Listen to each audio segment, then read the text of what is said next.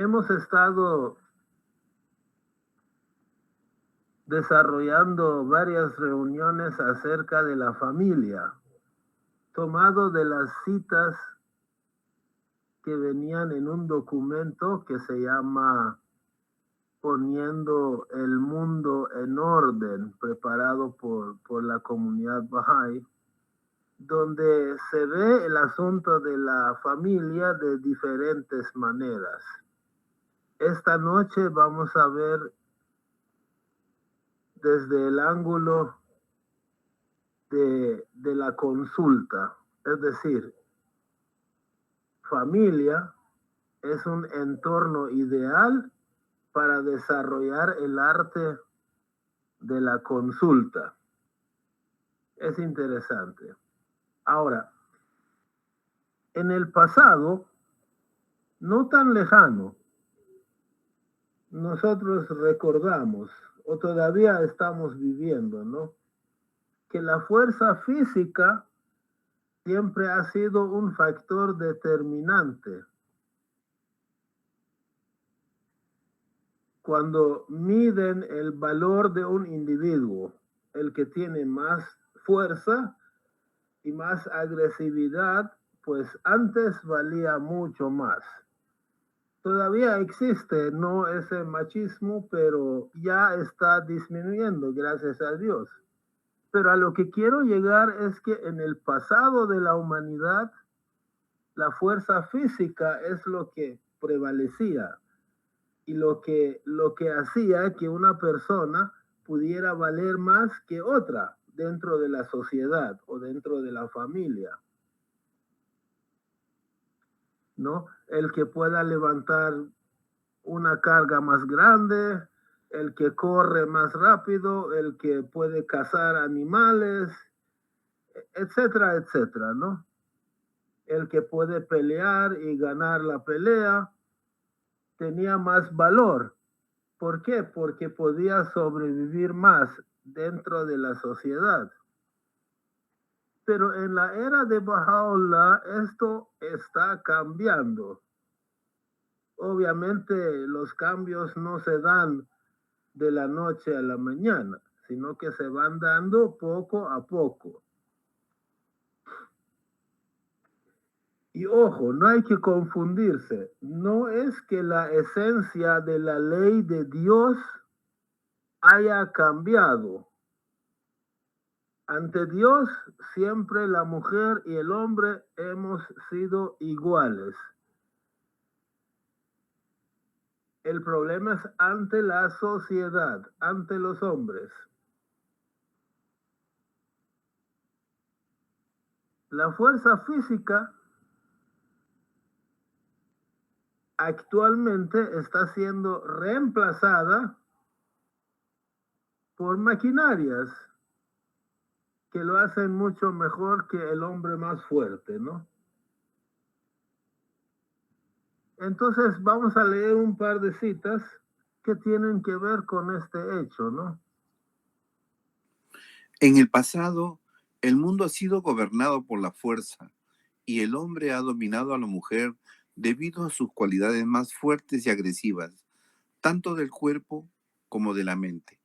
Pero ahora está variando el equilibrio, la fuerza está perdiendo su dominio y la agudeza mental, la intuición y las cualidades espirituales de amor y servicio en las que la mujer es fuerte están adquiriendo prevalencia. Abdul Baha. Entonces, la fuerza física está siendo sustituida por aparatos, maquinarias que lo hacen mucho mejor. Entonces, el verdadero valor del hombre y de la mujer en la sociedad ya no depende de su fuerza física, sino de otros factores en los que hay igualdad entre el hombre y la mujer. Cuando el hombre valía más en la sociedad y tenía más fuerza, era muy fácil imponer sus ideas, es decir, que se hiciera lo que el hombre decía o que se hiciera lo que los hombres decían.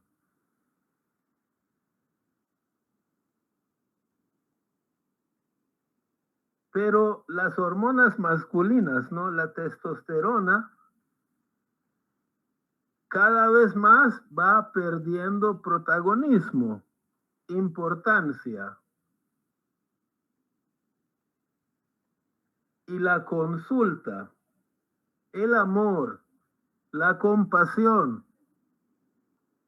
la cortesía, van tomando su lugar. Todo esto conduce hacia la consulta en lugar de la agresión. Todo esto conduce a la consulta en lugar de que la agresividad y la fuerza prevalecen. Vamos a ver qué dice la Casa Universal de Justicia. Los hombres bajáis tienen la oportunidad de demostrar al mundo que los rodea un enfoque nuevo en la relación entre los sexos, en el que se elimina la agresión y el uso de la fuerza y se reemplazan por la colaboración y la consulta. En respuesta a consultas que le han dirigido a la Casa Universal de Justicia, ha señalado que en una relación matrimonial ni el hombre ni la mujer deben jamás dominar injustamente al otro y que hay ocasiones en que el esposo y la esposa deben ceder a los deseos del otro si no se puede lograr acuerdo mediante la consulta. Cada pareja habrá de determinar exactamente en qué circunstancias deben tener lugar esas concesiones en nombre de la Casa Universal de Justicia. Ok, gracias. Entonces quiere decir que lo que lo que antes prevalecía a la brava con la fuerza física, con la agresividad, ¿no? Con el dominio del más fuerte, pero físicamente, lo que antes prevalecía por lo que la persona más fuerte lo decía, ahora está siendo sustituido en general, no solo en la familia, por la consulta. La consulta es la herramienta que da poder al ser humano para tomar las mejores decisiones, ¿correcto? Vamos a ver esta otra cita.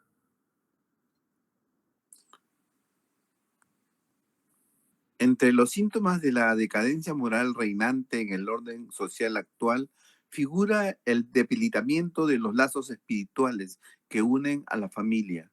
Cuando en el seno del hogar no se reconoce la igualdad de los sexos y no se respetan los derechos de los niños, entonces se fomenta una cultura que menosprecia a mujeres y niños, consciente la imposición de una sola voluntad sobre los demás y deja campo libre a la agresión y la violencia, primero en la familia, luego en la escuela y en el lugar de trabajo y a la postre en la calle y en la sociedad en su conjunto.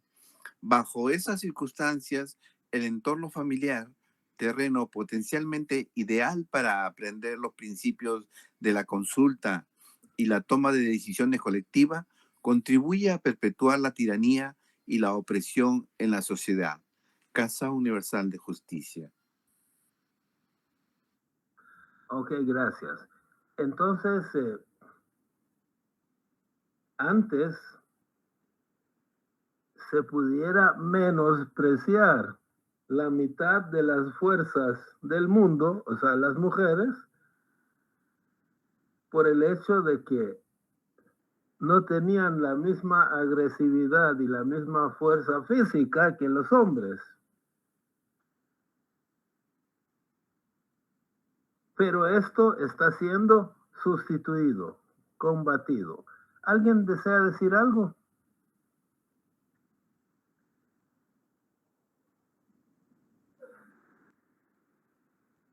Ok. Entonces, por la supremacía de la fuerza física y otros factores, el hombre era como una especie de jefe, como una especie de jefe, tomaba decisiones, perdón.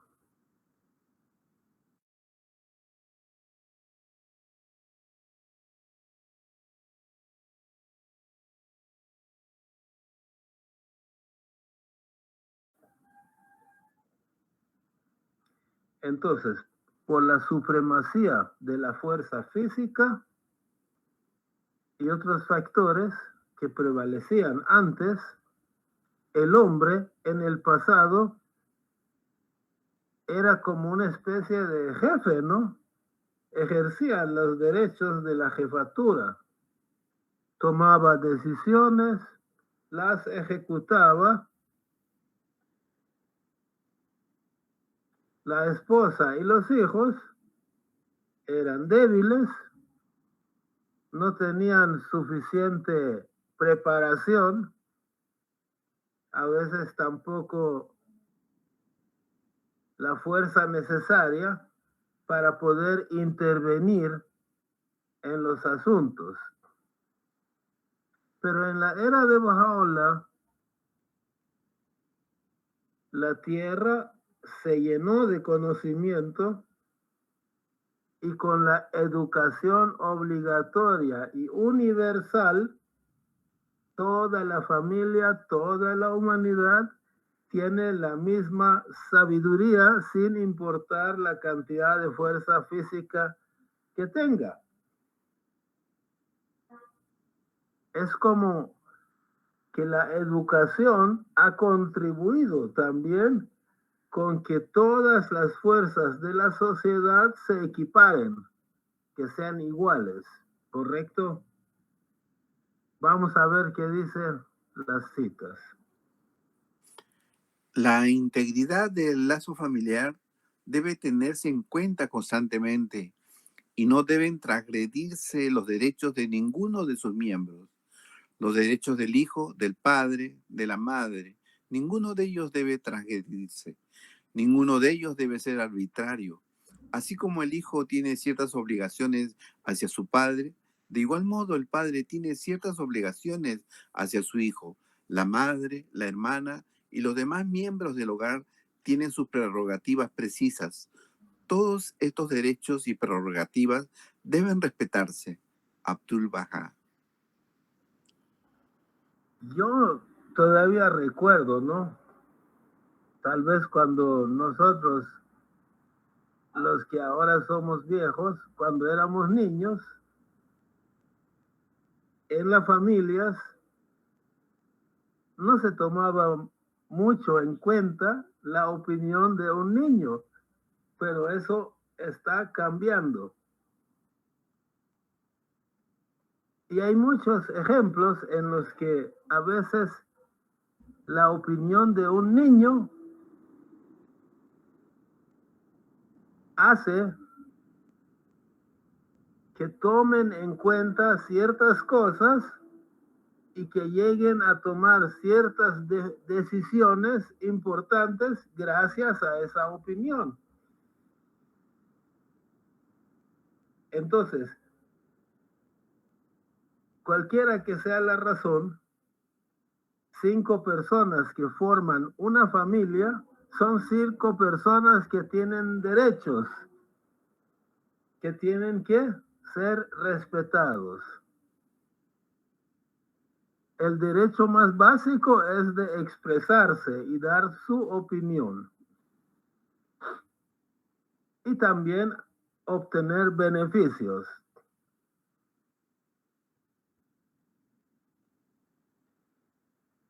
Entonces, no siempre es fácil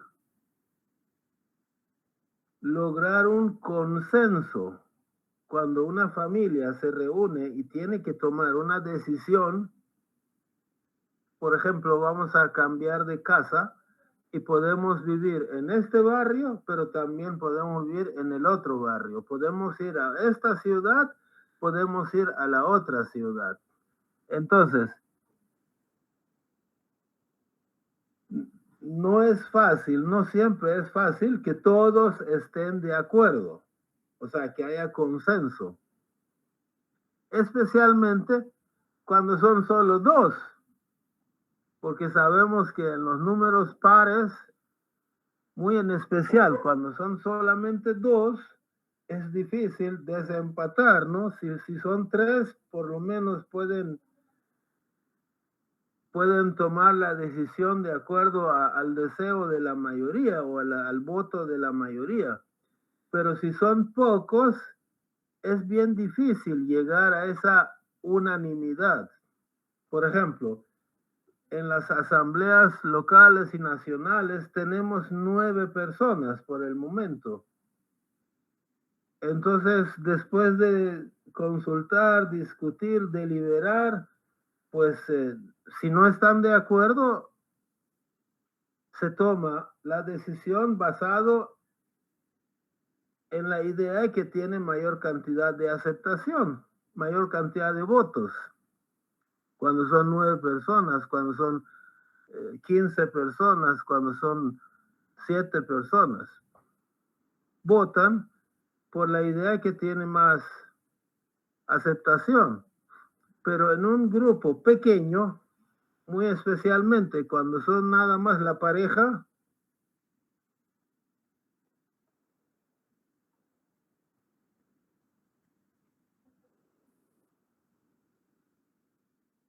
cuando no se llega a un consenso, ¿qué debe hacerse?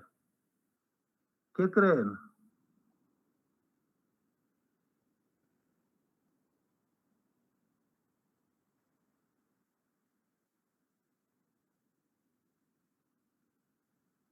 Vamos a ver qué dice la Casa Universal de Justicia al respecto. El principio del deber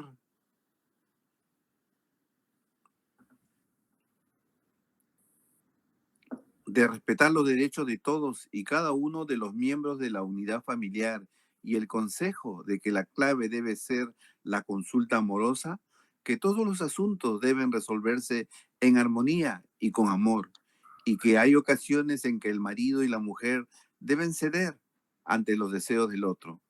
Cada pareja debe establecer en qué circunstancias deben tener lugar esas concesiones. Si Dios no lo quiera, no se pusieran de acuerdo y su discrepancia los llevara al distanciamiento, deberían pedir el consejo de aquellos en quienes confíen y de cuya sinceridad y sano juicio estén convencidos, a fin de preservar y fortalecer los vínculos que los unen como una familia, en nombre de la Casa Universal de Justicia.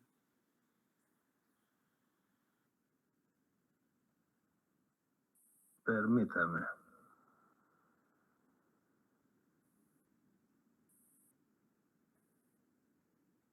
Entonces, ¿qué sucede cuando, por ejemplo, son solamente los dos, la esposa y el esposo?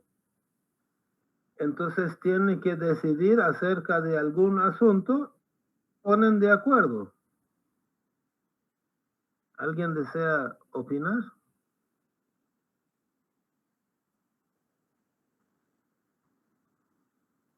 Dice la Casa Universal de Justicia que en ese caso, pues además de que debe prevalecer el amor, la compasión, la cortesía, todas esas cualidades, ¿no? Si al final no logran ponerse de acuerdo, pueden recurrir a otros más sabios. Por ejemplo, a Anisa. Sí, es solo un comentario cortito sobre que me parece interesante cómo dice la Casa Universal de Justicia de que se debe pedir consejo de quienes confían y de cuya sinceridad y sano juicio están convencidos. Es porque como en la misma consulta Bahá'í no es una consulta como política, sino una consulta basada en principios espirituales. Y uno de esos principios de la consulta Bahá'í es la pureza de intención, ¿no? Entonces, cuando se hace una consulta, la intención no es ganar, no es un debate que yo debo probarme, ¿no?, ante alguien o ante la persona con quien estoy teniendo una diferencia, sino un genuino interés de entender, de llegar a un entendimiento mutuo.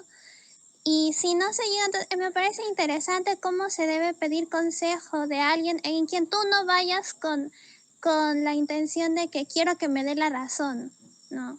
Usualmente así yo he visto mucho a los jóvenes de que se va con los amigos para que yo sentirme bien si he tenido una discusión, porque yo sé que ellos van a estar de mi lado, que me van a dar la razón, que van a festejar mi reacción, sea buena o mala. No, sino que uno va siendo sincero, y si es que yo he tener como ese pensamiento, por lo menos yo es algo que intento hacer, de siempre tener en cuenta la posibilidad de que siempre puedo yo estar equivocada, siempre. No es que yo tengo algo de seguro, que yo tengo la razón en algo, no, en todo yo me puedo equivocar. ¿No? Entonces, cuando yo voy a buscar un consejo, y especialmente cuando es de pareja, si están casados, ¿no? Justamente porque en la fe se prevalece la unidad. Existen sí muchas cosas, muchos principios buenos, ¿no? La justicia y todo, pero al final la fe Bahá'í, Baha'u'lláh y la Casa Universal de Justicia dicen que al final, cuando hay como discusiones, disputas, lo prevalente no es digamos, quién tiene la razón, sino la unidad, ¿no? Por eso es que justamente en las decisiones de las asambleas locales, ¿no?, es mejor que prevalezca la unidad, incluso si toman una decisión que puede no ser la más adecuada, y que al final se den cuenta que o se equivocaron o pudieron haberlo hecho mejor, pero si trabajan con unidad, eso a la larga es más beneficioso espiritualmente que si se hubieran discutido y hubieran hecho lo que objetivamente, digamos, era lo que era la razón, por decirlo así. Eso. Qué lindo, gracias, Anisa. ¿Alguien más? La verdad es que dentro de la consulta Bahá'í hay un punto muy importante que en la política no sucede. Ustedes saben, en la política yo soy del partido X, yo llevo una agenda. No voy a expresar mi opinión personal libremente, sino que yo voy a defender lo que conviene a mi partido o a mi grupo, o en última instancia, si estoy solo, lo que me conviene a mí. ¿Qué importa si sea lo correcto o no? Entonces, cuando no hay sinceridad,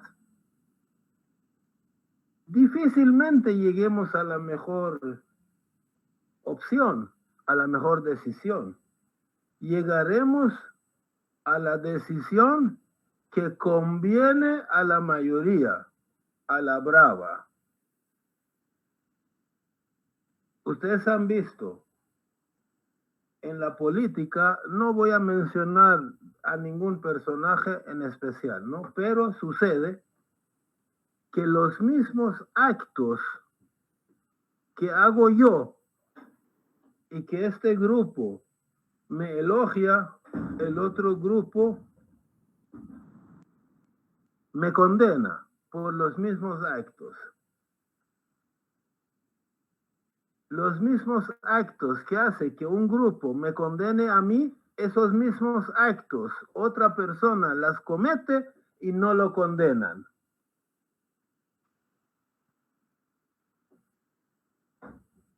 Quiere decir que no hay sinceridad. Simplemente yo voto por tu opción porque soy afín a ti. Y eso pues obviamente no existe en la comunidad Bahá'í. Tal como está diseñado por Baha'u'lláh, debe haber pureza de intención. Yo muchas veces he pensado en eso, ¿no? Cuando hay pureza de intención, pero también cuando uno ora para que la decisión que toma sea la mejor, para que Dios ilumine su mente y en un ambiente amoroso, libre de prejuicio, libre de presión, libre de menosprecio, es casi seguro que se va a llegar a la unanimidad. ¿Por qué? Porque la verdad es una sola. La única manera de no llegar a esa verdad es cuando algo me impide alcanzarla. ¿Y qué es lo que me puede impedir alcanzar la verdad? Mi ego, mis intereses o las presiones que hay en mi cabeza, ¿no? ¿Alguien más?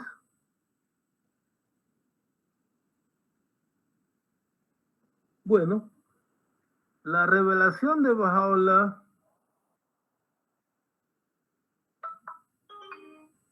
viene a evolucionar la vida humana, ¿correcto?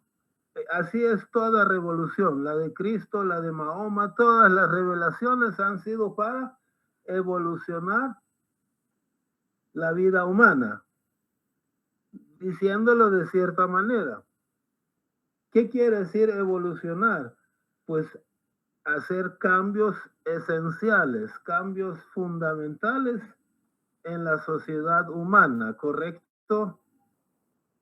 Vamos a ver qué dice la Casa Universal de Justicia al respecto.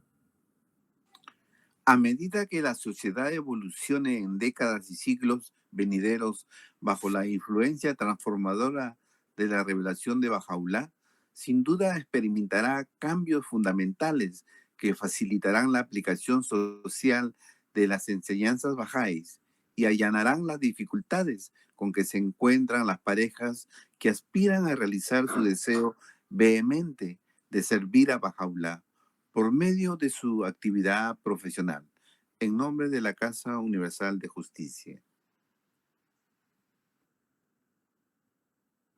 Entonces, Baha'u'lláh está cambiando el mundo. Todavía falta para que veamos el resultado, ¿no? El resultado final va a venir mucho después, pero lo está haciendo. Y tú y yo le estamos ayudando en la medida de nuestras posibilidades a lograr esos cambios en la sociedad.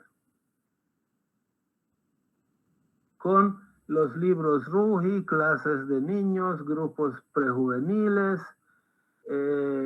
reuniones devocionales, reuniones como esta de estudio, de profundización, de enseñanza, hogareñas, como los quieran llamar, ¿no? A través de todo esto, Baha'u'lláh va a lograr cambiar el mundo. Y una de las características de ese mundo nuevo que Baha'u'lláh va a crear es que a un grupo de 5 personas que forman una familia que hace 1000 años el poder de esas 5 personas estaba en manos de un hombre, muchas veces analfabeto, con poca sabiduría. Hoy el poder de esas 5 personas o 6 personas de esa familia está en manos de un grupo, una junta, una unidad, en cuyo centro está Dios.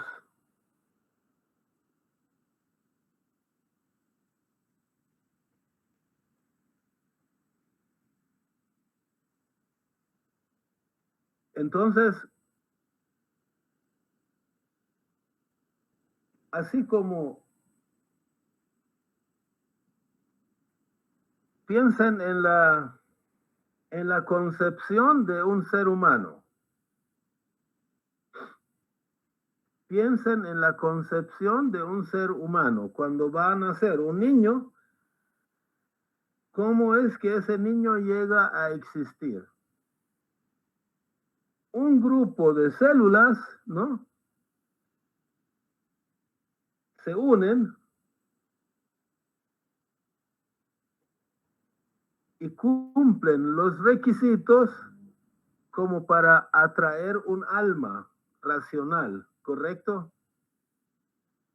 Y dar inicio a la vida de un nuevo ser humano. De la misma manera, repito, un grupo de células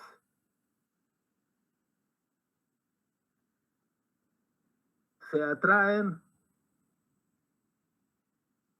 se juntan, se unen y de esa manera cumplen los requisitos para atraer un alma racional y que de esta manera inicia la vida de un nuevo ser, de un nuevo bebé que después va a nacer, va a ser adulto.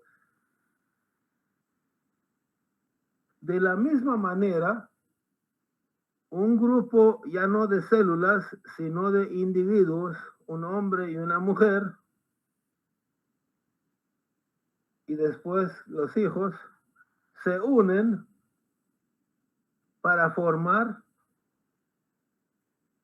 ya no un ser humano, sino una familia, una nueva entidad espiritual al servicio de la sociedad y de la raza humana. Entonces, así como un grupo de células se unen y cuando llegan a cumplir ciertas características, atraen un alma racional, atraen el espíritu humano, de la misma manera tiene que ser la familia. Un grupo de individuos se unen, pero no solamente se unen para comer e ir a pasear, sino que también para atraer un espíritu que caracterice el ADN de esa nueva familia que se está formando. Vamos a ver qué dice la Casa Universal de Justicia acerca de estos puntos. De la misma forma en que la aparición del alma racional en este reino de la existencia es posible gracias a la compleja asociación de un número incontable de células cuya organización en tejidos permite la realización de facultades específicas, la civilización puede considerarse el resultado de una serie de interacciones entre componentes distintos, pero estrechamente vinculados entre sí, que han trascendido el propósito limitado de cuidar solo de su propia existencia, y del mismo modo en que la viabilidad de cada célula y cada órgano dependen de la salud del cuerpo en su totalidad, la prosperidad de cada individuo, cada familia y cada pueblo debiera buscarse en el bienestar del conjunto de la raza humana. Casa Universal de Justicia. Interesante, ¿no? ¿Ustedes habían visto esta cita? ¿Cómo compara, no? La unión de unas células que forman un nuevo ser y que ese nuevo ser atrae un espíritu, un ADN, ¿no? Materialmente un ADN, espiritualmente también tiene una identidad, su ADN espiritual es su identidad espiritual.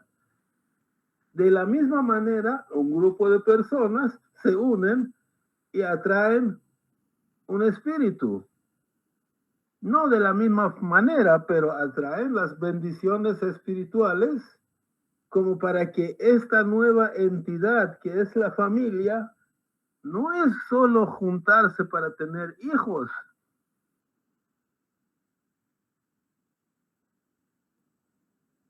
Porque los perros y los gatos también de repente se juntan y tienen hijos, pero no tienen familia.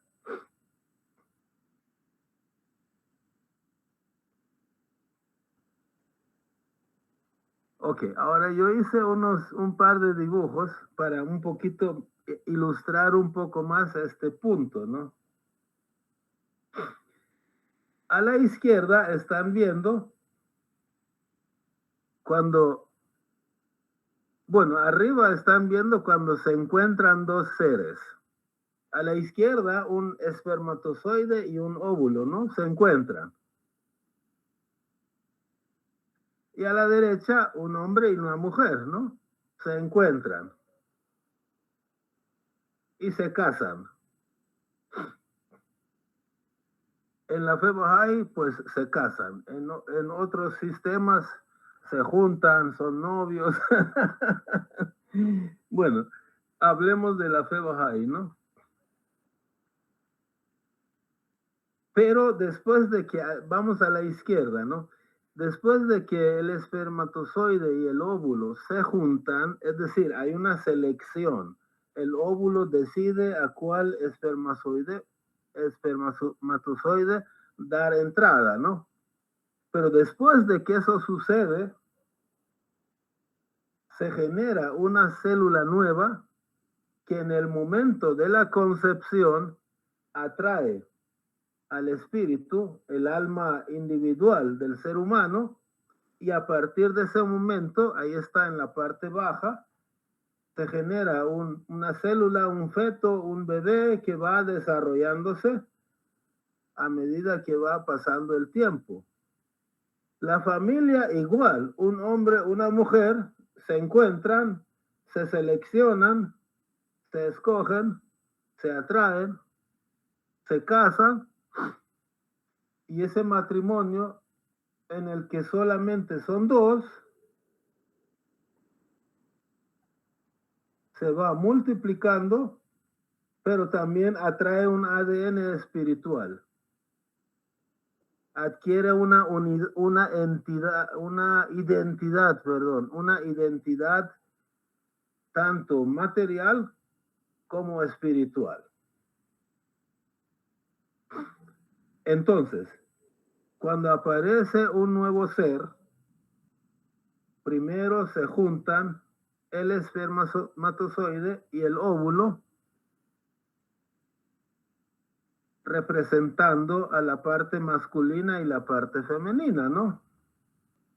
Luego del proceso de selección, se fusionan, se hacen una sola cosa, se hacen una sola entidad.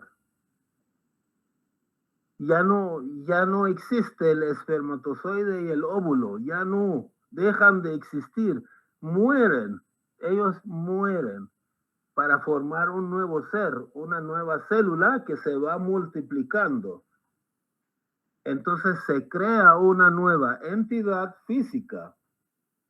Pero, primero, ¿no? Paso 1, se crea una unidad física. Paso 2, en el momento de la concepción, un nuevo espíritu, alma racional, ¿no?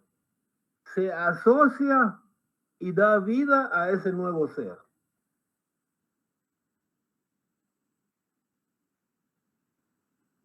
Y paso 3, aparecen células, se van multiplicando, pero a medida que las células van multiplicándose, ocurre cosas muy curiosas. Por un lado, cada grupo de células se especializa para tomar un papel diferente. Por ejemplo, unas células se hacen hígado, otros se hacen pulmón, ¿no? Y así sucesivamente. Pero hay una cosa en común para todas esas células. ¿Qué es lo que llevan en común todas las células? El ADN, ¿no? En cualquiera de las células de ese cuerpo está el ADN, que es una misma cosa. Ahora, ¿qué pasa cuando una pareja se casa? Es un proceso bastante similar a otro nivel. Primero, un hombre y una mujer se unen al principio más físicamente que espiritualmente, ¿no? Salvo que sea Abdul Baha. Entonces el paso 1 es la unión, ¿no? De la mujer y el hombre, que tiene tal vez un poco más ingrediente material que espiritual, ¿no? Luego, paso 2, la relación se va tornando espiritual y adquiere la verdadera vida. Una nueva familia ha nacido.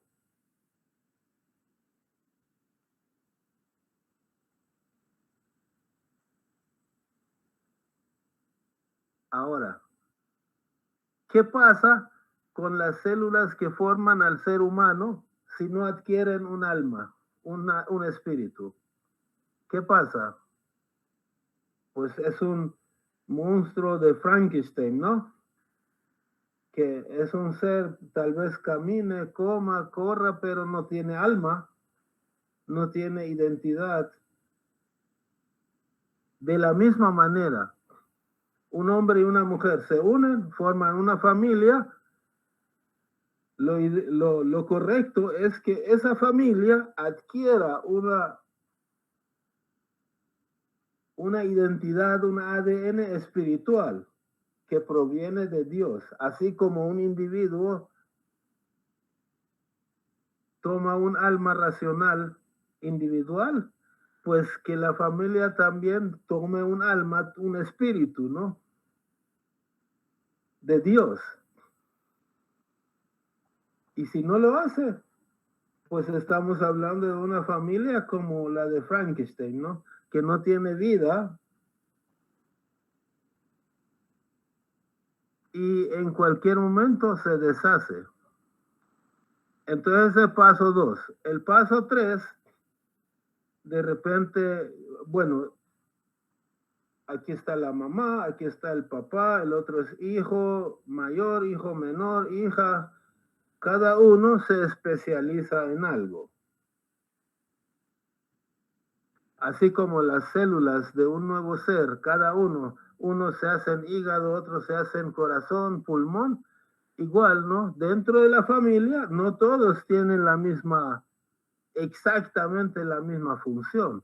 O sea, hay funciones que todos tienen. Hay funciones que son, por ejemplo, tener hijos, solo la mamá, ¿no? El papá no va a tener hijos. Y así, ¿no? Hay cosas que se especializa cada uno en algo, pero hay una cosa en común, que la familia, como toma un espíritu, toma un ADN de la familia.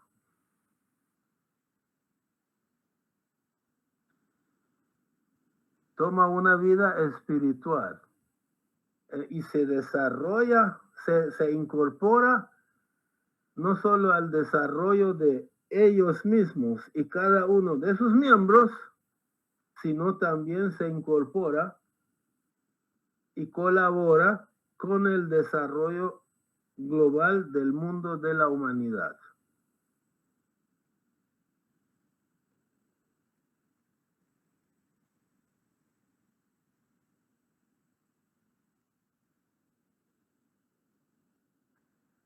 ¿Alguna opinión?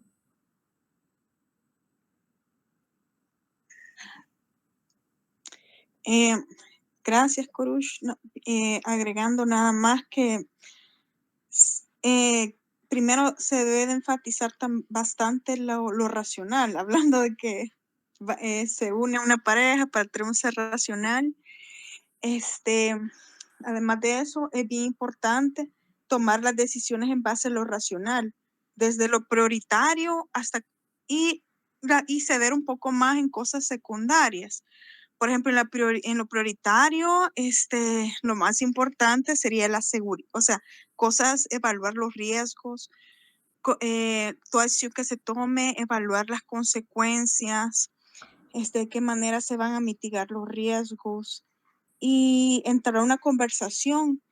Y debe de ganar en ese punto la lógica, lo racional, y acompañada de un desprendimiento del egoísmo, porque son una sola cosa, pese que nació como una unidad de dos entidades, de dos seres, se forma después una familia, o al menos eso es lo que se pretende, ¿verdad? Por la unión de dos seres, ¿verdad? Entonces, en cuestiones que no se estén de acuerdo, y se ve que no hay mucha lógica, siempre orar ante todo, ¿verdad? Ahora acompañada de la oración. Pero cuando se visualizan que no tiene mucha lógica, entonces el que más puede ver, ponerse a orar bastante sin parar y tener fe de que Dios va a iluminar a toda la familia, ¿verdad? Siempre, ¿verdad? Siendo humildes y no se trata de quien tenga la razón, retomando el tema que alguien mencionaba por ahí. Pero, y a la vez, media vez hay niños pequeños que vean el ejemplo. Es bien importante que vayan viendo eso, que sean las decisiones racionales, que no tengan egoísmo y que no, porque al final van a ser uno solo, sino se autodestruye tanto en la familia o el pueblo, que tienen diferentes opiniones y ahí viene la autodestrucción. Y sobre todo la oración. Y ya para cosas de segundo grado, qué sé yo, la decoración o la posición, no sé, etcétera. Decisiones de segundo grado, pues no darles, ceder mucho más, en ese caso ceder mucho más, pero también ir evaluando el tema del egoísmo, ¿verdad? Que no vaya a prevalecer. Eso, pero sí, gracias, Korush. Qué bonita está toda la presentación y la semejanza que nos han dado. Gracias, Adriana. No te imaginas lo alegre que estoy por lo que te has conectado. ¿Alguien más? Tiene toda la razón, Adriana, ¿no? Cuando, perdón. Badí, adelante. No, termina tu comentario y después yo hablo. No, yo siempre puedo volver a hablar. Sigue tú. Bueno, es importante de que los bajáis, que también creemos en la importancia de la armonía de la ciencia y la religión, podamos echar mano, cuando se requiera, por supuesto, ¿no? De consejos de personas que están entrenadas profesionalmente también para podernos orientar con alguna terapia cuando se requiere. O sea, creo que normalmente la pareja puede en consulta resolver sus asuntos. Creo que es lo ideal. Ocasionalmente puede darse la circunstancia que tal vez tengan que hablar, buscar alguna asesoría, tal vez con algún creyente muy devoto, muy profundo, tal vez un consejero que pueda darles algunas guías también. Pero en algunas circunstancias y en algunos casos específicos, puede que una pareja sí tenga que echar mano de la ayuda de un terapeuta matrimonial para poder resolver a veces sus diferencias. Esto yo lo veo especialmente necesario en dos cosas. Cuando a veces la pareja ha pasado por una situación traumática, muy difícil, ¿sí? Por ejemplo, la pérdida de un hijo, puede ser necesario, y cómo hacer reajustes en su propia vida, en su hogar. O también cuando alguno de los miembros de la pareja tiene algún problema, de algún trastorno de personalidad. Esto no es tan raro, es decir, tal vez cerca del 10% de la población tiene algún tipo de trastorno de personalidad, de tipo limítrofe, o son bipolares, o tienen personalidad histriónica, en fin. Y necesita entenderse cuál es la dinámica psicológica que esta persona atraviesa para que la pareja pueda sobrellevar esta situación, porque ya no es un problema de él o de ella solamente, sino del matrimonio también, que tienen que saber cómo lidiar con esto, porque van a vivir en toda esta vida, ¿no? Juntos. Gracias.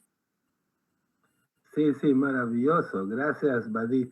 En realidad, aquí al menos nunca hemos, ni vamos a negar que,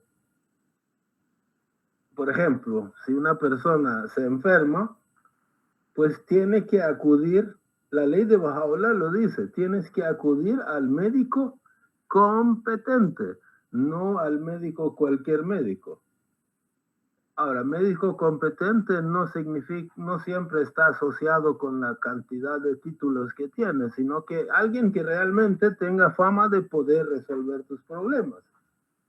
Entonces, de la misma manera, cuando tú tienes un problema psicológico de cualquier índole, pues tienes que acudir a un psicólogo. No, por ejemplo, nuestras charlas no profesionalmente no son para ayudar a ese tipo de situaciones.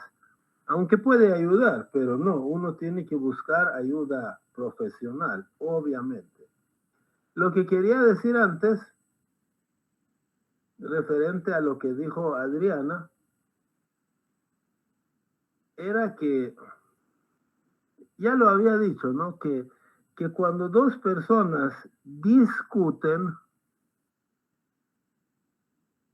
yo no sé si el término discutir es de índole negativo, ¿no? Cuando dos personas discuten y cada uno vela por sus intereses, es muy complicado llegar a unanimidad, llegar a consenso. Es difícil, porque yo estoy buscando nada más, estoy viendo las cosas desde un ángulo mío y tú lo estás viendo desde tu ángulo.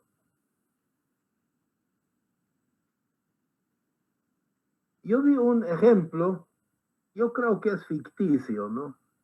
Un ejemplo ficticio, pero que nos ayuda a dos cosas.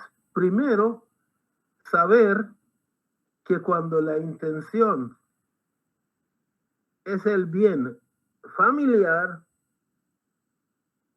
es mucho más fácil llegar a un consenso que cuando mi intención es mi beneficio. Ese es uno. Y lo otro que a mí me queda muy claro y evidente es que no importa cuántos años tenga de edad, no importa si es hombre o es mujer, si es niño, adolescente o adulto, siempre lo que dice una persona puede ser correcto, puede tener la razón y puede ayudar a conducir hacia la verdad.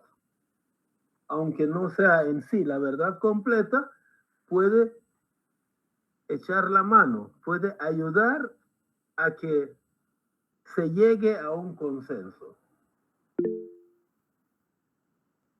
Badí, adelante.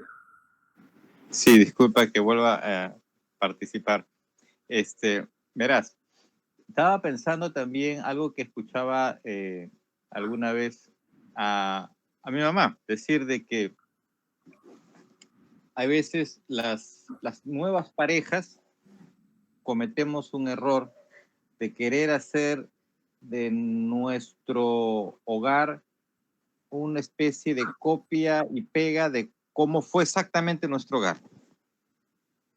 Y vemos cosas seguramente muy buenas en nuestro hogar que se hicieron, costumbres, prácticas que se tenían, y queremos copiar todo tal cual, ¿ya?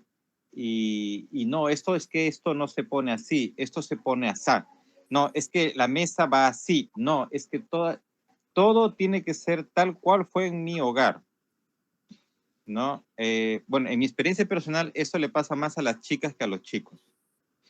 Y la cuestión con esto, pero también le pasa a los chicos. La cuestión con esto es de que no puede ser así. Es decir, tiene que partir de un inicio y haber una consulta. Hay veces uno puede decir, está bien, ¿no? Me parece que eso es bueno, está bien, pero hay veces puede haber actitudes que son un poco impositivas. Y cuando ya hay eso, entonces como que ya, digamos, no es una unidad real, no es una unidad basada en la consulta, sino en que uno cede y cede. Y eso tampoco es sano espiritualmente a la larga. Ok, gracias. En absoluto. Yo he visto, ¿no? O sea, no en mi familia. No sé si habré visto en novelas, películas, no sé. Pero que, por ejemplo, una pareja se casan y tienen un hijo. Ese hijo se despierta cada 2 horas en la noche a pedir leche, ¿no? Llora para comer. Yo leí en un libro de expertos en cosas de niños que decía, Don Kurosh, ese humor que tiene el niño es congénito. Él no tiene la culpa de despertarse cada 2 horas.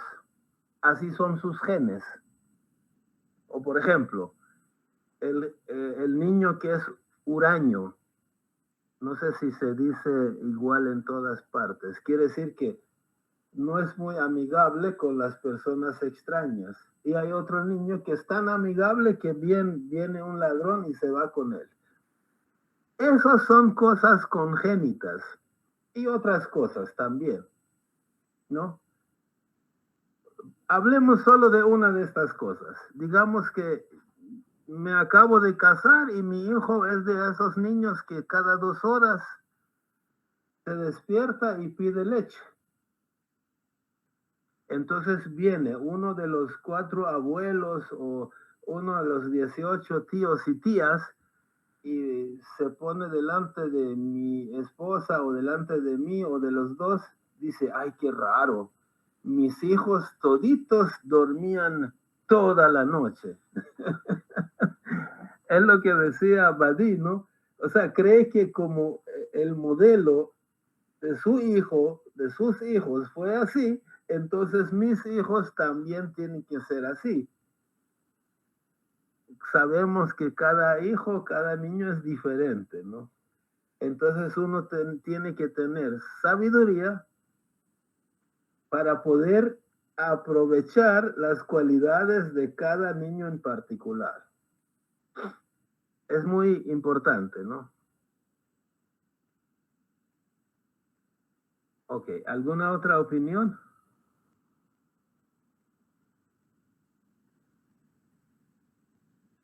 Entonces, cuando Oh, qué bueno. Anisa, adelante, por favor. Sí, gracias. Justo me quedé pensando en una de las citas primeras que hablaba sobre la participación de los niños. Y como esta última cita hablaba sobre, y ese bonito ejemplo de que es como una unidad ya deja de ser solo las partes por individual que se han pegado juntas, ¿no? Ya comparten toda una sangre que fluye y un propósito único espiritual. Entonces, como no solamente es esta consulta de pareja, sino con los niños también, ¿no? Y como la fe le da esa oportunidad a los niños a tener voz y voto. Y justamente estaba pensando cómo muchas veces los mismos padres en la consulta es como te comunicamos únicamente, ¿no? Que esto va a pasar, que esta decisión se tomó y te lo decimos por la bondad de nuestro corazón y hasta ahí tú agradeces, ¿no? Que ya se te comunicó y eso, ¿no? Pero los niños, incluso hay un poema bonito que mi abuela suele compartirme, que a ella le gusta mucho, que se llama Desiderata. Y en ese poema dice, escucha al pequeño también, porque él también tiene algo que decir, ¿no? Y yo por lo menos lo he visto por experiencia, no solamente porque la fe lo enseña, pero tú puedes aprender y un niño puede ser tu maestro en ciertas cosas. No solamente se aprende del más adulto, del que tiene más edad, porque algo interesante es que no todos llevamos el mismo trayecto de vida y experiencia, y tal vez algo que yo aprendí a los 8 años, otra persona lo aprende a los 60 años. Y asimismo, algo que yo todavía no he aprendido, esa persona ya lo aprendió y yo puedo aprender de ella. Entonces, ¿cómo se puede aprender tanto de adultos como de niños, como de prejóvenes? Y tener esa sensibilidad y en la consulta tener en cuenta que yo puedo aprender o puedo incluir en las tomas de decisiones, no solamente comunicársela a los niños, en la toma de decisiones a los hijos, ¿no? Sí, eso, gracias. Sí, gracias, Anisa. Es tan tonto decir que fulano es viejo y no le aceptamos su opinión porque es viejo, como también decir, este niño de 5 años, ¿qué sabrá? No, desde el momento en que somos personas diferentes y vemos el mundo de manera diferente, no solo por ser joven o adulto vemos las cosas diferentes, sino también vemos las cosas diferentes entre 2 adultos y entre 2 niños. Y Dios ha creado la variedad para favorecer a la raza humana, o sea, la creación, pues. No ha hecho la variedad para que uno se sobreponga sobre el otro. Por muy viejo, niño, joven, mujer, hombre puede ser, pero cada uno tiene algo que ofrecer. Yo tengo un ejemplo. Lo leí, pero no lo memoricé bien, pero más o menos voy a expresar lo que me acuerdo. Dice que había una familia, papá, mamá, 3 hijos. De los 3 hijos, supongan una hija joven, un hijo adolescente y un niño de 5 o 6 años. El papá tenía un buen trabajo en una ciudad X. De repente le ofrecen un mejor trabajo en otra ciudad Y, en otra ciudad.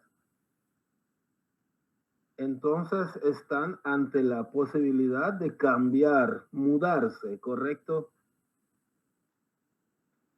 Ahora, ¿cómo hacemos? Pues me imagino que eran bahá'ís, ¿no? Se reunieron los 5 y se pusieron a consultar. A ver que cada uno dé su punto de vista.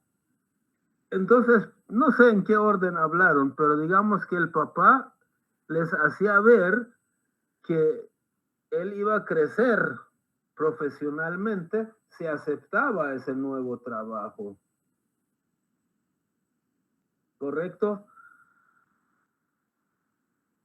Él iba a tener un ascenso, se iba a promover, iba a tener una mejora en su profesión, en su vida, en su sueldo. que podía beneficiar a la familia, pero era él el que ascendía, ¿no? Mejoraba sus ingresos. Alguien más, no sé, supongan que la mamá dijo, pero miren, el problema es que mis padres viven en esta ciudad. Y si nos vamos a la otra ciudad, ya no vamos a estar cerca de ellos.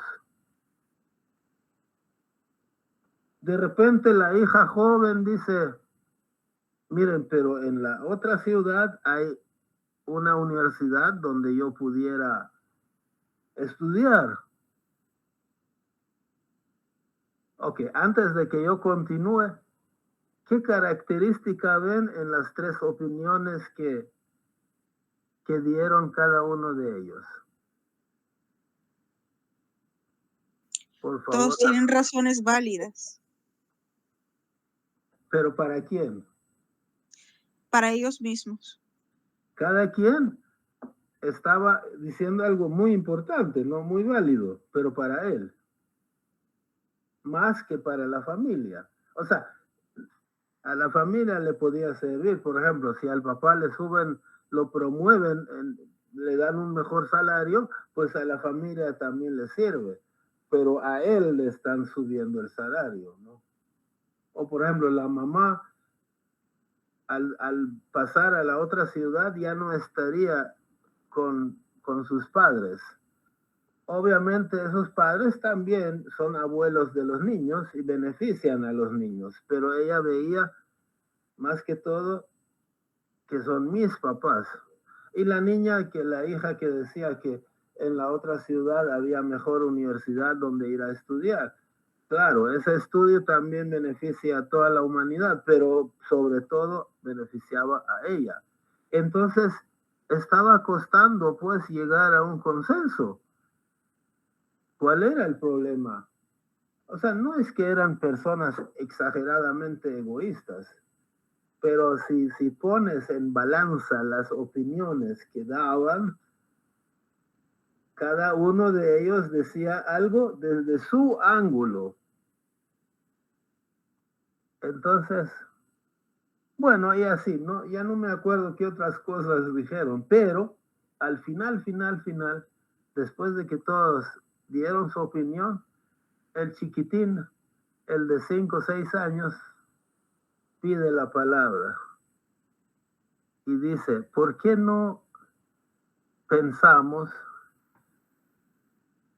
en tomar una decisión que nos haga felices a todos? Tomemos una decisión que sea la mejor para todos.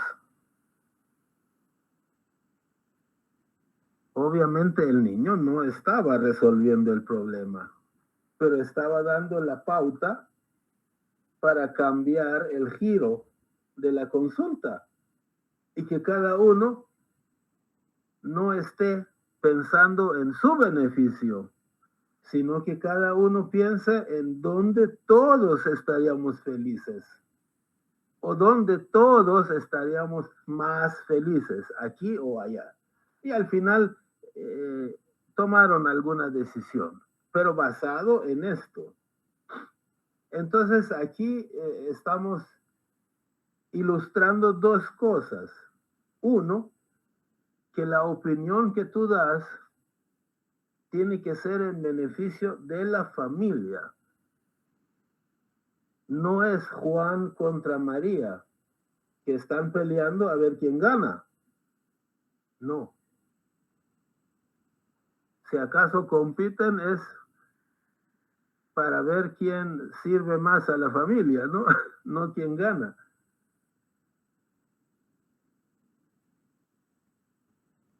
Y a veces uno tiene que ceder, pero no siempre el mismo, ¿no? Pero a veces uno tiene que ceder. Por ejemplo, hay muchos casos, yo he visto esos casos en la sociedad materialista, que de repente una pareja novios o esposos. En el mundo que no es Bahá'í da lo mismo, ¿no?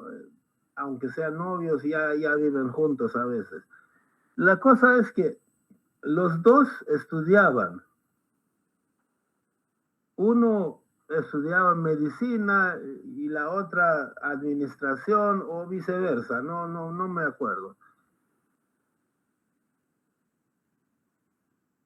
Eran novios y muy bien. Cometieron el error, pues, de tener relaciones y tuvieron un hijo. Entonces, ¿qué hacen? Ya no podían estudiar los dos.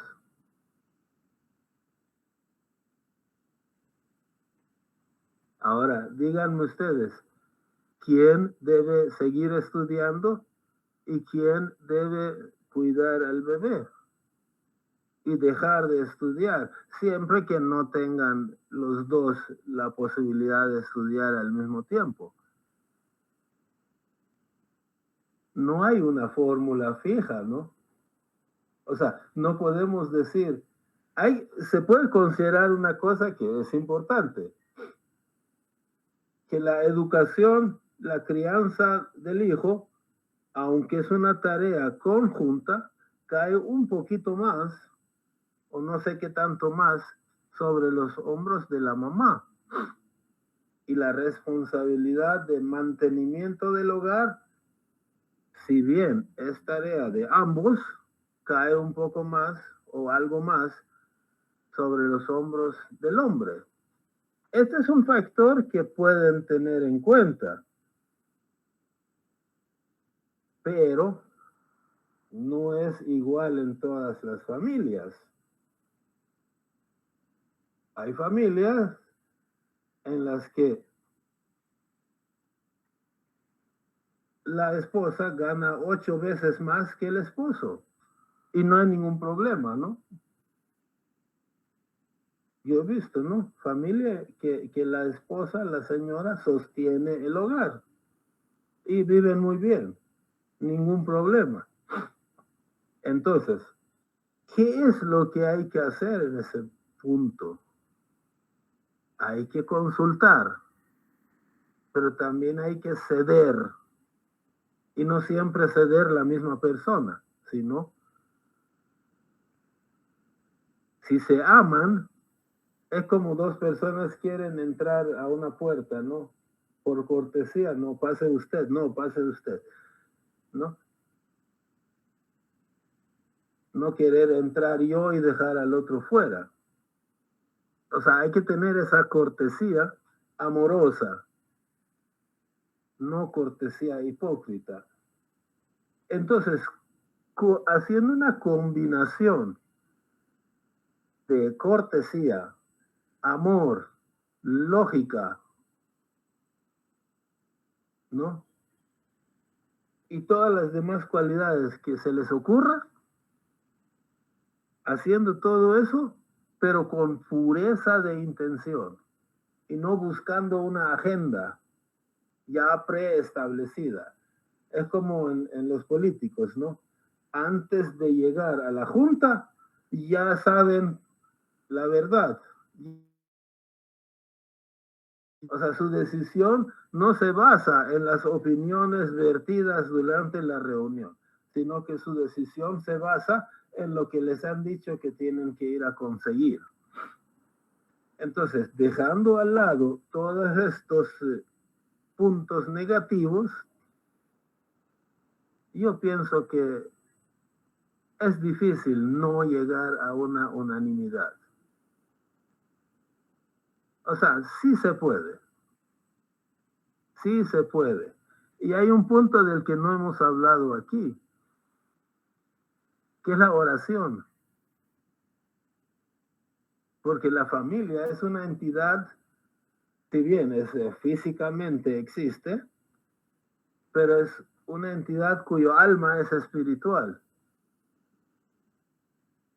Entonces tiene que pedir iluminación divina para que te alumbre, ¿no? en las tomas de decisiones. A veces, yo me acuerdo una vez, yo quería hacer algo, ¿no? Ir a vivir en un cierto lugar. Hace más de 30 años.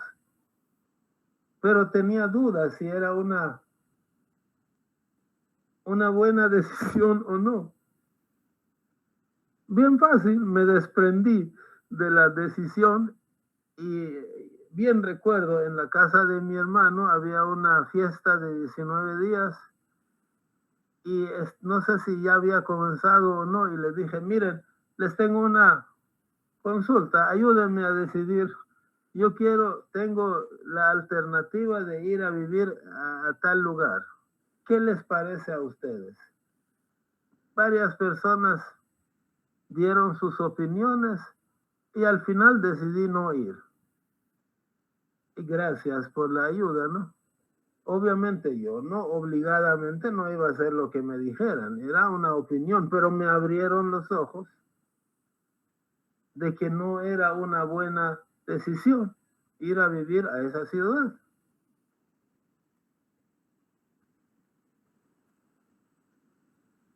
Pero la consulta, esta noche no hemos desarrollado el tema de la consulta. Lo que hemos desarrollado es el hecho de que la familia, cuando se une, toma vida espiritual. Y parte de lo que le da esa vida, ese ADN, es su capacidad de hacer consulta. Ahora, ¿qué es exactamente consulta? No lo hemos desarrollado. Seguramente en otra ocasión hablaremos solo del tema consulta. Pero es lo que distingue la familia Bahá'í de una familia muy materialista. Pero que no sea como una persona, ¿no?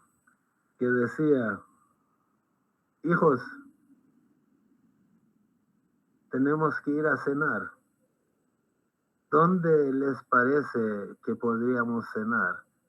Tú, hijo Juan, vamos a comer hamburguesa. Tú, Josefina, vamos a comer pizza. Tú, fulano, Andrés, vamos a comer, qué sé yo, otra cosa, comida china. Y al final ninguno de esos le parecía al papá, ¿no? Y el papá dice, miren, ¿les parece si vamos a comer tal cosa? Pues, ¿qué iban a hacer los hijos? No podían oponerse, ¿no? Ok, papi, vamos. Esto no es consulta, ¿no? Eso no es consulta. En la consulta, cada quien tiene derechos, pero cada quien también tiene que respetar los derechos de los demás. Y cada quien puede opinar, pero cuando opina, tiene que tener en cuenta la verdad, no el interés mío. Es muy importante. Tiene que prevalecer la verdad, no lo que a mí me conviene. Entonces, bueno, otro día ¿alguien desea agregar algo? Otro día vamos a desarrollar el tema de la consulta, ¿no?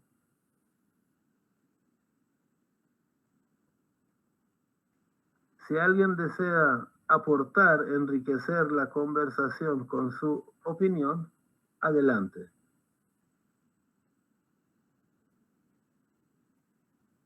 Bueno, muchas gracias a todos por participar. Ha sido muy nutrida las opiniones, ¿no? Muy ricas. Muchas gracias, Kuro, es muy interesante. Muy Muchas bonito gracias. tema. Gracias. Muchas gracias. Gracias, Anissa. Gracias. Bendito sea. Gracias, Kurosh. Feliz Gracias. noche. Gracias.